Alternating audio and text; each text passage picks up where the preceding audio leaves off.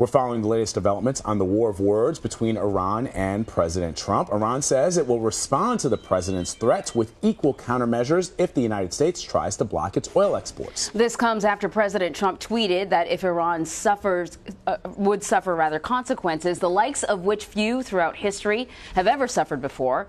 There's concern the president is trying to use the same strategy on Iran that he used with North Korea, including tough rhetoric and threats of sanctions. So for more on this, we want to bring in CBS News or CBSN contributor Gabe Lipton. He writes for Signal, a newsletter produced by G0 Media. Thanks for joining us. Good to be with you guys. So we have Iran, we have North Korea. So the thing about Iran now is that they have been dealing with protests for quite a while. The economy is falling apart. There is corruption. There's plenty for Iranians to be upset about. The sanctions just something aside. This kind of rhetoric, will this bring the Iranian leadership to the table the way it did North Korean leadership? Well, the other thing is, in North Korea, we're talking about one guy that needs to come to the table versus, Iran that has sort of almost two levels of government. Yeah, we're starting to see sort of the development of a sort of Trumpian approach to dealing with these rogue regimes. And the problem is you can't have a one-size-fits-all structure or approach to countries that are very different. You rightly point out that in Iran, you have a essentially democratically elected regime. There are hardliners and more pro-Western factions of the Iranian government. And by putting this sort of pressure on them, one thing you do is you sort of push them towards the camp of the hardliners, where in North Korea, obviously, you don't have the same issue. So, I think the tweet we saw from Trump this week and this broader strategy is going to be controversial. I think the other thing I would just point out is that Iran, the objective is much less clear. In North Korea, you succeeded in bringing Kim to the table because he saw that continued pressure and ballistic missile testing would be met with strength. Right. But in Iran, there's no clear strategy. You've left a nuclear deal, and the only two alternatives are either a new deal that's more onerous, that seems unlikely, or regime change, which Trump has started to call for. And clearly, that's not something that the Iranian regime is going to accept. It seems that what this administration has been hinting at is regime change from within. That always works out. Yeah, I know. But Secretary of State Pompeo, almost every speech that he gives about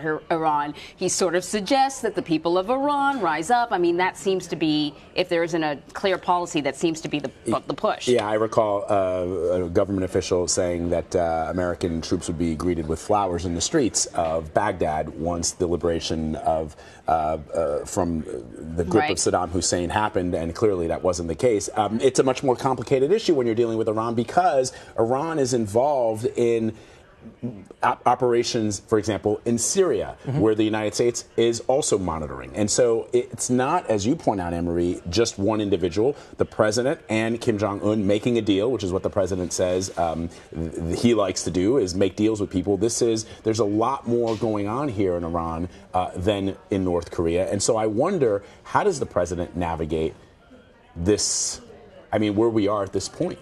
Yeah, it's a very multifaceted problem. The Obama administration approach was very pragmatic. The idea was you can't get to regime change. What you're going to do is sort of enable the more moderate parts of the Iranian government to take control and become and sort of develop from the ground up a more pro-Western country. But as I mentioned, the strategy now is very uncertain. The Iranian regime is clearly not going to accept regime change. That's a red line. And they have they have very powerful repressive strings they can pull to tamp down dissent, despite what we're seeing, which is sort of a malaise in the economy after the U.S. pulled out of the Iran deal. So you're right, it's a very multifaceted problem, and you can't just sort of copy and paste a strategy used in North Korea to Iran. And can I just ask, if the idea is regime change, Gabe, what's the plan if the regime should fall?